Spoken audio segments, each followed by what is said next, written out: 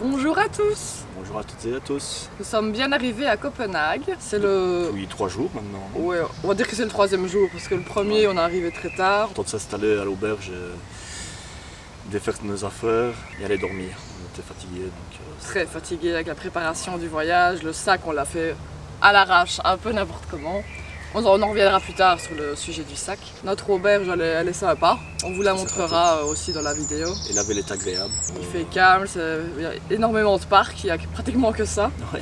Et il fait paisible, il fait plutôt acceptable niveau météo, comme vous le voyez en ce moment. Qu'est-ce qu'on a fait dans ces 3 premiers jours? On s'est beaucoup baladé, donc on a beaucoup marché. La ville est très agréable, très paisible, très propre également. On fait tout à pied. Tout à pied et bientôt à vélo. Car il y a plus de vélos que de voitures et que de piétons. Il n'y a pas de voiture en fait. Non, il n'y a quasiment pas de voiture. Il y a des embouteillages de bicyclettes. Exactement. Mais ça fait partie du plaisir aussi. Et on voit que les habitants, autant les habitants que les touristes, se baladent beaucoup à pied ou à vélo. Très propre comme ville. Et la plupart des gens, tous en fait, on n'a rencontré personne de pas sympathique. Non, c'est très calme. Ils sont généreux. Oui. Ici on est dans un cimetière, le cimetière Assistance. Je sais pas si vous le voyez dans la vidéo, mais on a essayé de se mettre un peu à l'écart des tombes, mais vous les voyez peut-être un peu derrière nous. Ce qui est particulier ici, c'est que c'est pas comme chez nous des allées avec des tombes qui se suivent. Là c'est vraiment un parc naturel, oui. Et de temps en temps on retrouve une tombe entourée de végétation. Il n'y a pas trop de fleurs.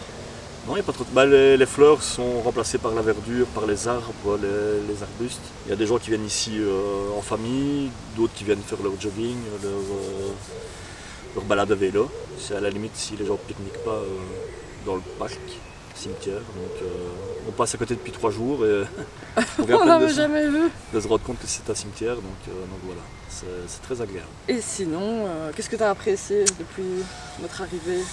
Beaucoup de choses. Donc nous on fait, comme on l'a dit, on fait tout à pied, tous les parcs sont agréables. Il y a ce côté enchanteur qui nous a plu hier quand on a été voir la petite sirène, qui est l'attraction phare évidemment de Copenhague. Alors là c'est à plus ou moins 1h30 de marche d'où on est à l'auberge. Et donc on arrive dans un petit parc qui mélange verdure et cours d'eau. Et tout à la fois, à la jetée, donc c'est au niveau du port, on voit la petite sirène. Mais en attendant, il y a beaucoup de statues, beaucoup de petits monuments, une belle église. Donc ça m'a bien plu. Et également le château de Rosenborg. C'est la première visite qu'on a fait, le château de Rosenborg. Voilà. Et on n'a pas encore visité l'intérieur, on se demande un peu si on va y aller. Pourquoi pas aujourd'hui. Hein, et la tour ronde également.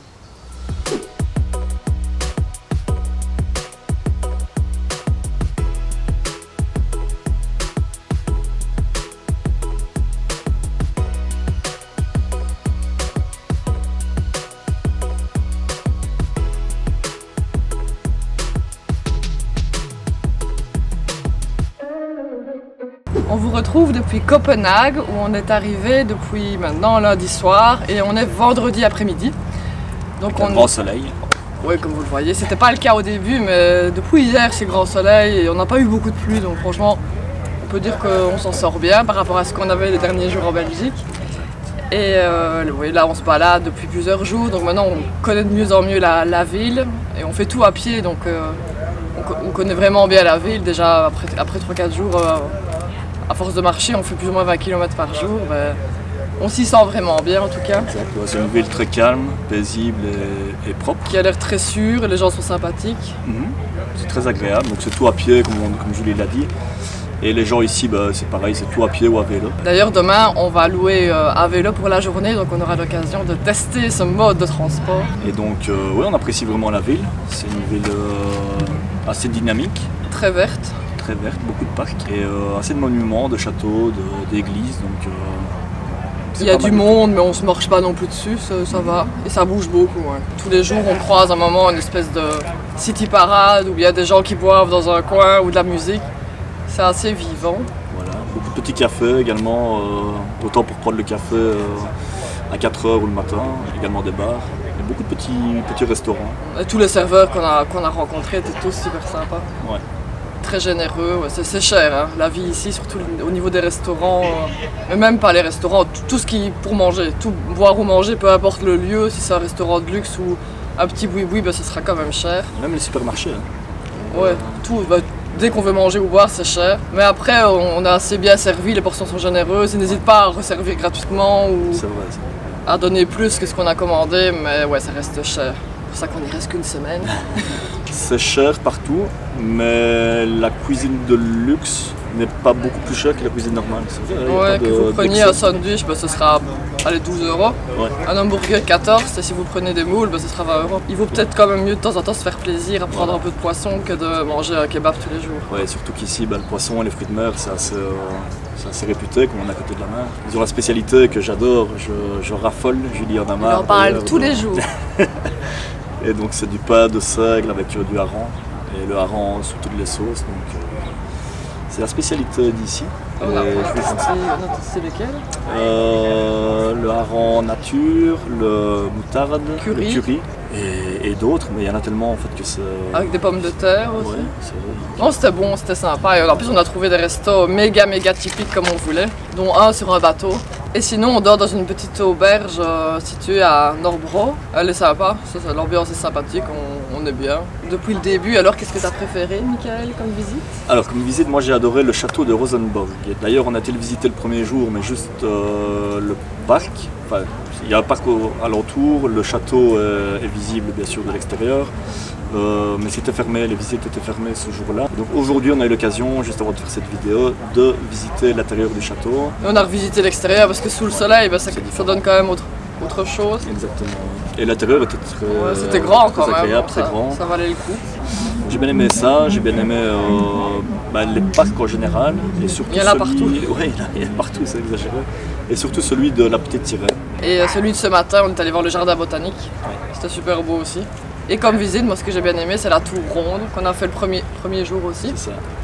Et là donc on rentre et alors on doit monter, il n'y a pas d'escalier, hein, mais on monte une rampe, en colimaçon, sans escalier. Ouais. Et au-dessus on a une super belle vue sur Copenhague. Mais c'est la première visite qu'on a vraiment fait. C'est la première visite, oui. Et tout au-dessus il y a le télescope. Elle est beau. Qui est très beau, et donc on a vu à 360 degrés de Copenhague. Et quoi d'autre, Julie? On est allé voir rapidement, on n'est pas resté fort longtemps parce qu'il pleuvait, le quartier de... je ne sais jamais le dire, Christiania. Christiania, ouais, c'est ça. Alors oui, les avis, quand on regarde un peu sur internet ce qu'on en dit, on dit que c'est assez vivant, mais en fait nous quand on y est allé, il n'y avait que nous pratiquement, ouais. C'était vraiment mort. Très peu d'habitants, par-ci par-là une personne. Et comme tu dis, ça faisait un peu village fantôme, village zombie. Ouais, avec nous. Spécial. Et l'ambiance est vraiment bizarre. On dirait que c'est un faux quartier qui a été créé de toutes pièces. T'as eu les mots juste, un parc d'attractions ouais, en mode fantôme, zombie. C'était bizarre. Maintenant, c'est vrai que le temps n'aidait pas. Il y a de la décoration un peu glauque aussi. Ouais. On vient d'aller voir le château royal. Ah oui. Ameliensborg. On l'a pas encore vu. On vient de le voir maintenant. C'est juste ici derrière nous. C'est assez impressionnant. C'est pas mal du tout. C'est en rond en fait. Il y a une place, une cour intérieure et donc tout le palais tout autour. Mais sinon, une visite qu'on voulait faire hier mais qu'on n'a pas pu parce qu'il fallait réserver en ligne. Et on n'avait pas le temps d'attendre. Mais qu'on fera demain aussi parce qu'il paraît que la vue là, c'est la plus belle vue de Copenhague. C'est là. La fameuse tour Saint-Sauveur. Voilà, notre sauveur ou église, c'est pas une tour, c'est une église. Il y a deux noms. Ouais, notre sauveur ou Saint-Sauveur.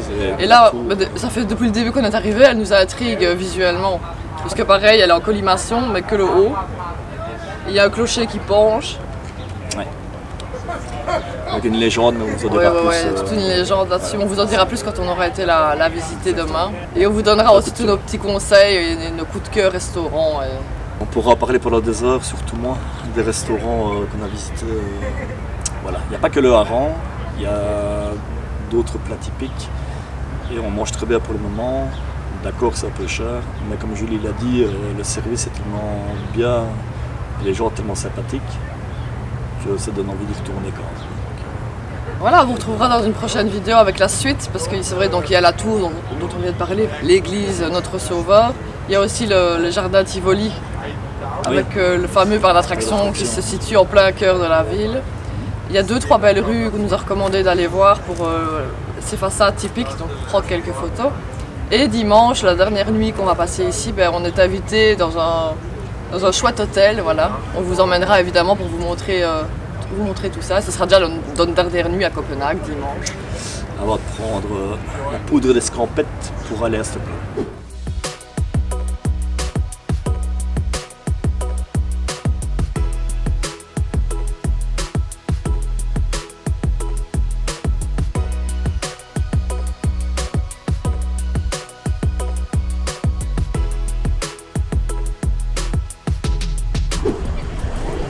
Aujourd'hui, on a appris que bro, ça voulait dire pont, ost, fromage et hol, la bière.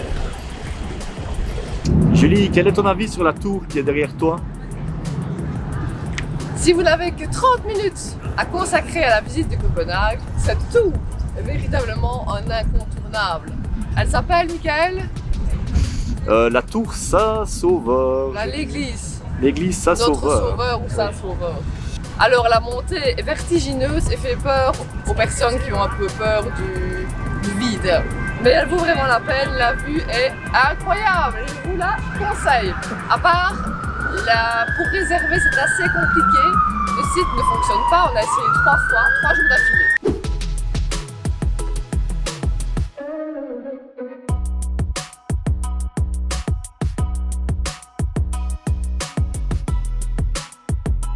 On vous retrouve tout à la fin de notre séjour à Copenhague puisqu'on va prendre le bus de nuit pour Stockholm dans quelques heures. Un bus de 10 heures qui nous attend, donc ça va être fatigant. Donc on vous retrouve maintenant pour vous raconter nos dernières impressions sur Copenhague. En tout cas on a tout apprécié, hormis le fait que oui c'est pas donné comme ville, mais ça on le savait. Voilà. Sinon l'ambiance, les gens, se promener c'est super agréable, que ce soit à vélo ou à pied, tous les coins sont agréables, on se sent bien partout. Comme Julie l'a dit, les gens, le côté festif de la ville aussi, que ce soit dans les bars et dans les restaurants, dans la nourriture, les gens, tout est sympa et la mobilité est géniale ici. Donc, comme Julie vous l'a dit, on a fait de la bicyclette. Voilà. On a choisi toute la journée de samedi pour faire de la bicyclette. Donc on a loué un vélo pour la journée pour 20 €. On a loué ça depuis l'auberge dans laquelle on était, Indie Campers. On a bien aimé, on est resté 6 nuits. On l'avait choisi parce que c'est des petites tentes à l'intérieur, c'était une chouette ambiance. Et on a loué les vélos là-bas, c'était plus simple. Mais il paraît même que vous pouvez trouver moins cher dans la ville, autour de 15 € la journée. Donc c'est vrai que c'est la seule chose qui est abordable. Bon marché. Exactement. Et puis c'est vraiment une facilité énorme de se déplacer à bicyclette à Copenhague. Donc nous on a décidé d'aller directement un peu en dehors du centre. On est parti du côté opposé du centre. On est allé vers le parc Uttersfjellmås, où la nature est éclatante. Moi qui ne suis pas habituée à faire du vélo, on s'est dit on va commencer par un parc et puis c'est aussi pour sortir de la ville, voir autre chose. Et je me suis sentie à l'aise aussi bien dans le parc qu'en allant dans le centre-ville. Parce que les pistes cyclables sont énormes, c'est plus de 3 mètres de large. Donc, et partout.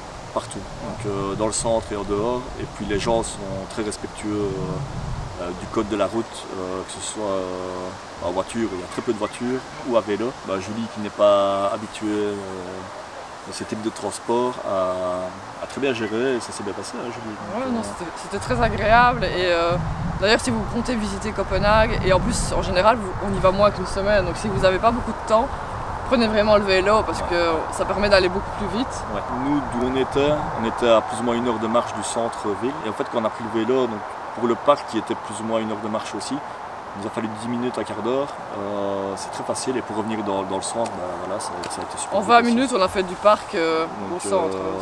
Voilà. C'est meilleur marché que le métro. Donc franchement, si vous voulez visiter à fond la ville et vous n'avez pas trop de temps, vous ne voulez pas marcher 20 km par jour, c'est le mieux de prendre le vélo. Voilà, le parc très agréable, très vert, avec des poids d'eau, beaucoup d'animaux.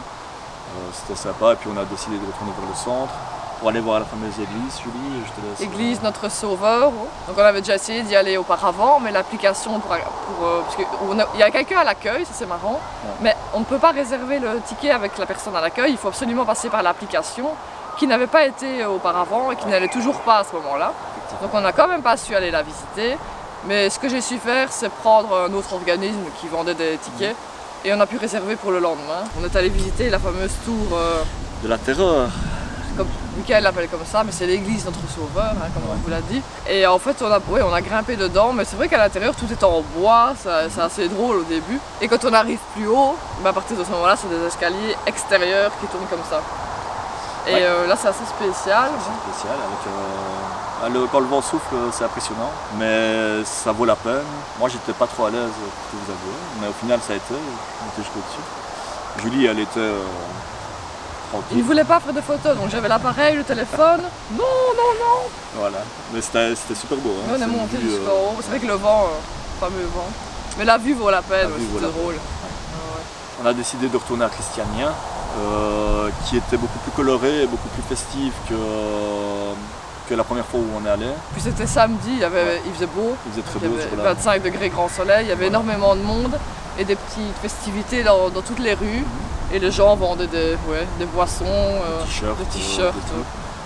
C'était autant les locaux que les touristes. Et voilà, c'était très festif et très agréable de se balader dans la ville. Donc, tout était ouvert et ça changeait de la première fois où c'était pluvieux et il n'y avait pas de touristes et quasiment personne en fait, dans la ville. On aurait dit une ville fantôme. C'était deux ambiances à voir. Oui, voilà, oui. C'était très sympa. Et c'était notre dernière nuit à l'auberge puisque le dimanche on est parti pour aller à l'hôtel. Pour aller à l'hôtel, oui. On était invité à l'hôtel Danemark pour une nuit, donc c'est de la chaîne Brochner Hotel. Et c'était vraiment, on vient de passer une nuit super. Ouais. L'accueil des gens à la réception très agréable. Et puis on avait droit au petit déjeuner offert qui est un petit déjeuner incroyable. Donc tout est bio, local, frais, vraiment top. Le personnel était totalement génial, très sympa, très accueillant. Puis le petit déjeuner de ce matin, c'était vraiment top. Et en arrivant, donc après le check-in, on avait droit à la wine hour. Donc c'est 1 heure de 17h à 18h pour déguster du vin à volonté. Voilà. Donc voilà, comme verre de bienvenue, c'est plutôt top. Et en plus de ça, de 22h à 23h, c'est la Night Cap Hour. Ouais, on a eu droit à des digestifs gratuits aussi pendant 1 heure. Donc tu peux déguster du cognac, du whisky, tout ce que tu veux pendant 1 heure. Donc c'est assez bizarre pour un hôtel d'offrir ça. Et très sympa, donc ça fidélise un peu le client. L'hôtel était situé aussi juste en face du parc d'attractions Tivoli. Et c'est un quartier qu'on n'avait pas du tout encore visité jusqu'à hier, jusqu'à l'hôtel. Et c'était vraiment, c'était chouette de se situer là-bas. Ouais. Alors on a voulu y aller dans le parc d'attractions. On n'a pas eu assez de temps, c'était plus de 20 € la journée, donc là il nous restait 1 heure. On a décidé de reporter, mais au final on n'a pas eu le temps. On vous expliquera pourquoi. Et hier soir on a décidé d'aller voir la Nightcap, ce quartier qu'on n'avait pas encore visité. Et donc il y avait 2 petites rues très sympas près de l'hôtel aussi, Julie. Je ne sais plus le nom de la rue, mais je vais vous les mettre dans la description. Très coloré, très agréable à visiter. Et ces 2 belles rues de maisons colorées, elles aboutissaient à une place où tout près il y avait pas mal de chouettes bars, de chouette ambiance. Ouais, c'est ça. Et tout au long de l'eau. Et on a fini à se retrouver dans un bar, alors super bizarre. Ça nous intriguait l'entrée, donc on est rentré, gigantesque. Alors il y avait des jeux de société absolument à chaque centimètre carré. Et en haut, il y a plein d'événements, plein de spectacles. Des petites salles de concert, des pianos-bars. Voilà. Et on a pu vers là-bas, c'était chouette. Ouais. Et donc là, on est tout doucement sur le départ. Et voilà, la prochaine fois qu'on se retrouve ensemble, ce sera à Stockholm, si tout va bien. Voilà, après 10 heures de bus. Après 10 heures de bus, donc souhaitez-nous bon courage. On va vous laisser. À bientôt. Ciao, ciao.